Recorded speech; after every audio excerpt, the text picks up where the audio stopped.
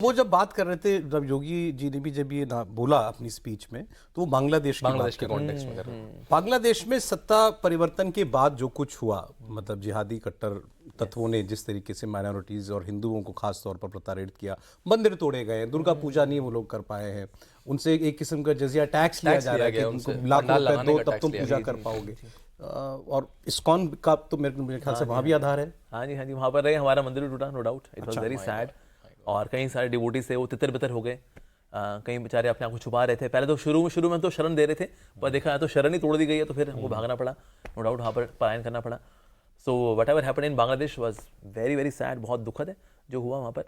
लेकिन एक मेरे को ये भी लगता है कि पुराने स्ट्रक्चर्स टूट के नए स्ट्रक्चर बनेंगे, तो मुझको उम्मीद है, प्रार्थना करते हैं हम कि अब ऐसा स्ट्रक्चर बने, ऐसा इकोसिस्टम बने वहाँ पर जहाँ पर कि हिंदुओं की सुरक्षा हो, और कहीं ना कहीं CAA और जो NRC के माध्यम से भी, और कहीं से जो हिंदू हैं जो कि उनको लगता है बहुत असुरक्षा का माहौल है और यहाँ जीना बड़ा मुश्किल है, so they are most welcome to India, यहाँ पर आएँ और यहाँ पर एक सुखमय जीवन जिए।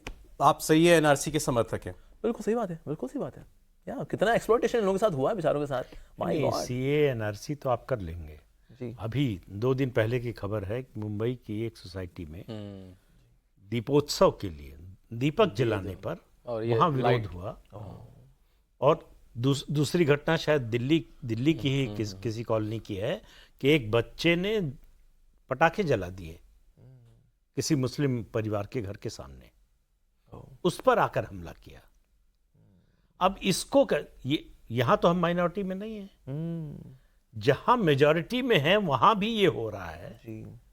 उसका क्या उपाय है, उससे कैसे निपटें, कैसे लड़ें, जो भी शब्द इस्तेमाल करना वो जो सामने जो कट्टरता इसका कैसे सामना करें, उसके लिए हम लोग, उसके लिए हिंदू समाज क्या करे?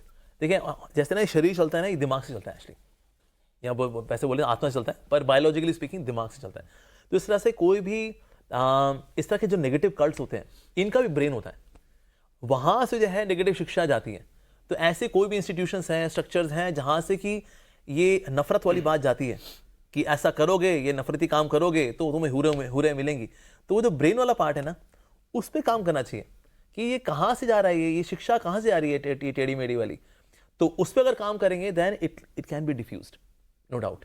क्योंकि कोई व्यक्ति अगर काम करता है, आज कलयुग में अगर आप देखेंगे ना, दिमाग लोगों में इतना है नहीं, बेसिकली उनको जो पढ़ा दिया जाता है वो मान लेते हैं और उसका वो करना शुरू कर देते हैं। तो इसलिए कहीं ना कहीं जो ब्रेन वाला पार्ट है, और उसको एड्रेस कर देंगे तो हार्डवेयर अपने आप ठीक हो जाएगा, अगर सॉफ्टवेयर ठीक कर दिया जाएगा तो। मैं जैसे कह रहा था कि पिछले 10 साल में ओवरटर्न विंडो चेंज हुई है। पिछले 2 दिन पहले डोनाल्ड ट्रंप का जो कैंडिडेट हैं अभी चुनाव में वहाँ के, उन्होंने बांग्लादेशी हिंदुओं पे एक बड़ा ट्वीट लिखा है। मेरे ख्याल से ऐसा कभी आपने किसी दूसरे देश के चुनाव में हिंदुओं को, तो अपने देश के नेताओं ने नहीं बोला, अपने देश के नेताओं ने बोला, ठीक करें, मतलब हिंदू तो आते हैं जाते हैं, इकोनॉमी का पार्ट बनते हैं, चले जाते हैं। तो अब हमने उस टॉपिक को यहाँ तक रेज कर दिया है। मेरे ख्याल से ये भी एक बड़ा होपफुल सिंबल है। मुझे याद है मैं यूके में था पिछले साल, तो एक यूनिवर्सिटी में घुस रहा हूँ तो लिखा इस्लामोफोबिया वीक, मतलब बताया जाए कि आप इस्लाम के केस में ये नहीं बोल सकते, वो नहीं बोल सकते। हमने कभी हिंदू फोबिया को शब्द ही मना, हिंदू को कोई इधर से मार दे, कोई इधर से मार दे, ठीक है ये तो होता ही है, हिंदू में तो इतने देवी देवता है, आपकी तो इतनी कुप्रथाएं हैं। लेकिन अब एक प्रेसिडेंट कैंडिडेट को बोलना पड़ रहा है। संकेत आप देखें तो बांग्लादेश में ही हिंदुओं ने जिस तरह से एक होकर ऐसा प्रतिरोध की कोशिश की, इससे पहले कभी नहीं हुआ, 77 सालों में पहली बार हो रहा है, जब कि एक तरह से मिनिस्क्यूल माइनॉरिटी में आ गए। तो ये बोध तो आया है कि वही बटेंगे तो कटेंगे, एक रहेंगे तो सेफ रहेंगे। तो एक सेफ रहने का एक ही तरीका है कि एक रहिए। जो बात इन्होंने कही कि कट्टरता की शिक्षा जहां से आ रही है वहां पर प्रहार कीजिए, हो सकता है हमारे यहाँ? नहीं, संभव ही नहीं है, दुनिया में कहीं नहीं हो रहा है।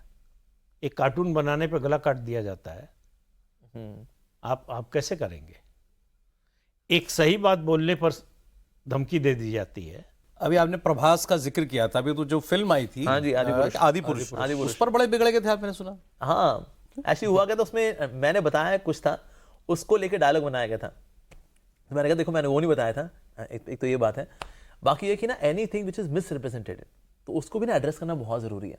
जैसे फॉर एग्जाम्पल से रावण का जो पुष्प विमान है, उसको आपने चमगादड़ दिखा दिया है, तो भाई ये हॉर्स पावर नहीं, ये बैट पावर है, this is amazing.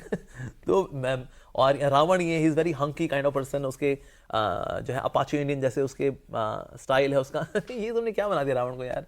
Ram, such a sad looking Ram. Prabhas was a disaster as Ram. मतलब दाढ़ी बड़ी हुई है, मूछें तो वो खैर पूरी है, मतलब शेविंग यहाँ आधी पोनी है, यहाँ शेविंग बिल्कुल नहीं है. And such a sad looking Ram. और बनियान पहनी हुई है राम जी ने, कौन सी है, वीआईपी की या डोरा फिट? क्या कर दिया राम जी के साथ अपने यार.